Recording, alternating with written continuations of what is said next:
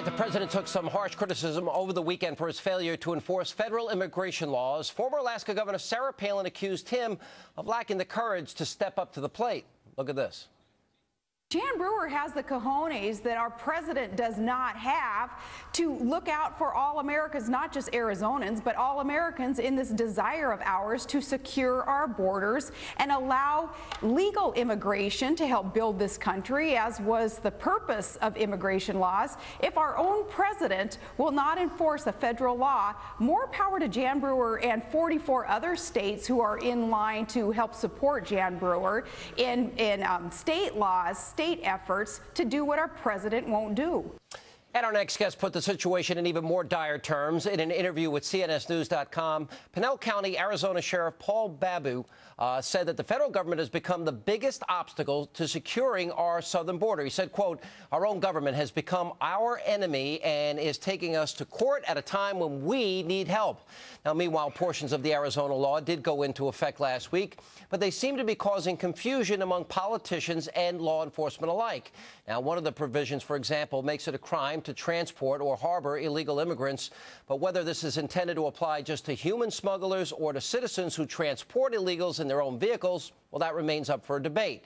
Now, State Representative John Kavanaugh said, quote, "It wasn't meant to apply for ordinary people, the church worker or the cab driver hauling someone around." But Phoenix Police Department spokesman Tommy Thompson had a different take, saying, quote, "It will be on a case-by-case basis. It will be up to the discretion of the officer." So as you can tell, it's not exactly clear how the implementation of this law is going to play out. And joining me now with reaction to all of this was a man who has voiced very strong opinions on the subject, Pinal County Sheriff Paul Babeu, who is joining us. Sheriff, welcome back. Sean, thanks for having me. All right, you're taking a lot of heat. You did the CNSnews.com interview. Enemy of the government has become our enemy. Explain. That's right. Well, here, Arizona, we're on the front lines when the Border Patrol themselves say we have 250,000 illegals that they apprehended, but that's only a reflection of 1 out of every 2.6. So by their own count, there's 300,000 plus illegals who are coming in, and we have no clue who they are. So we're asking for help. And at a time when Arizona has taken matters into our own hand and asking for help from the federal government, what do we get?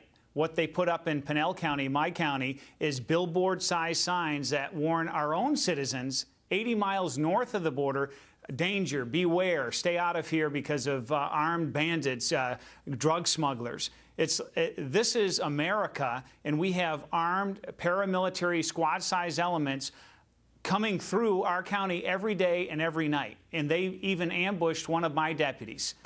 Yeah, well, look, the violence on the border is, and I've been down there a number of times, is right. Dramatically worse than I think most people know.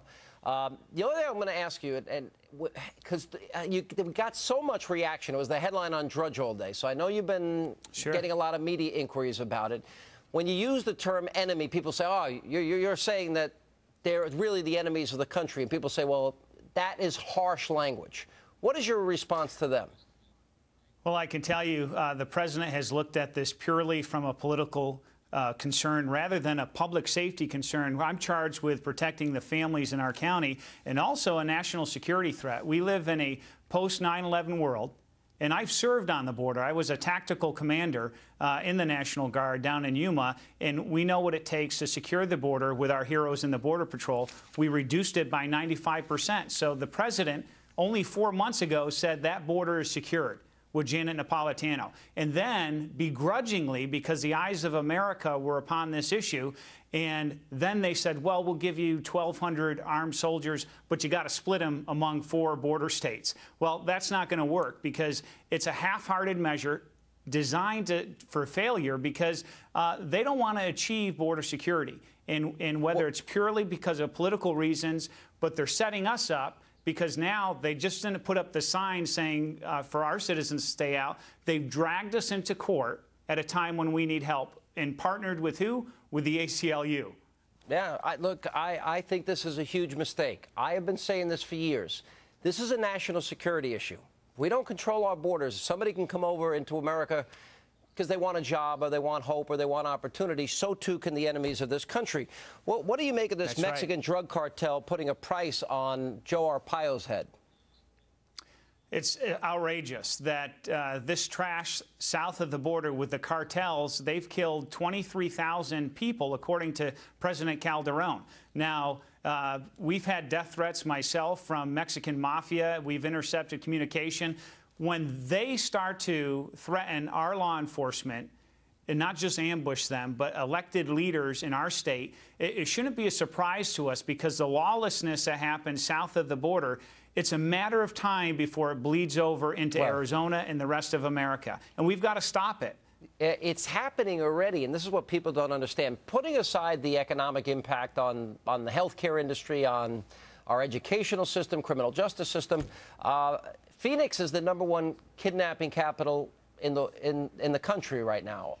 Yes. I've been to one of the warehouses.